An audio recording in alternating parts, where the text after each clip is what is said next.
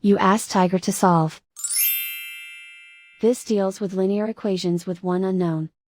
The final result is y equals 21. Let's solve it step by step. Simplify the expression. Group the coefficients. Convert the integer into a fraction.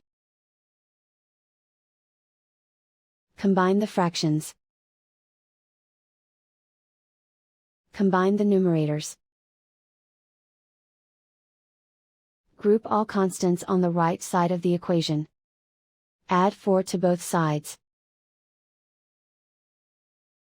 Simplify the arithmetic.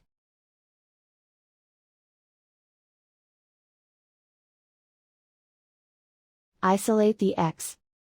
Multiply both sides by inverse fraction 3/5. Group like terms.